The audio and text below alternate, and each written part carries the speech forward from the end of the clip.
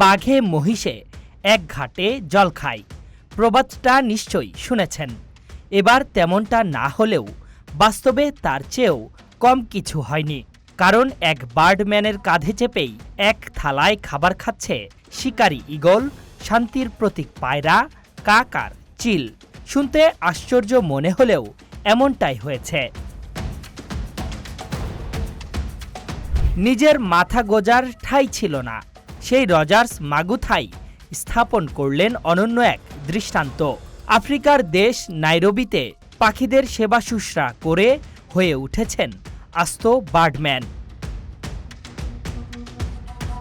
আকাশে ডানা মেলে উড়তে থাকা পাখিগুলো অসুস্থ হয়ে ধরিত্রীতে নেমে এলেই সেবক হয়ে ওঠেন রজার্স।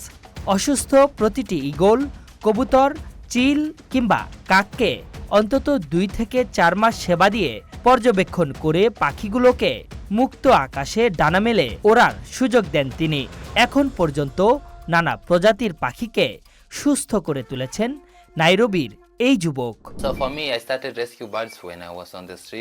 অধিকাংশ মানুষই বিশ্বাস করে না যে ঈগল, চিল, কাক ও কবুতর একসঙ্গে বাস করতে পারে না। শুধু পাখি না, চাইলে কোনো অশান্তি ছাড়াই মানুষ একসঙ্গে থাকতে পারে। রজার্স এখন একটি বাড়ি তৈরি করেছেন।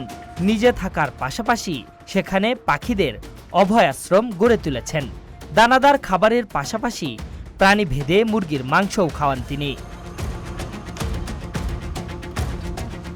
মজার ব্যাপার হলো, আফ্রিকান মিথ অনুযায়ী অনেকেই মনে করেন রজার্স কালো জাদুকর। সে কারণেই পোষ না মানা প্রাণীগুলোও তার বাহুডোরে ফিরছে।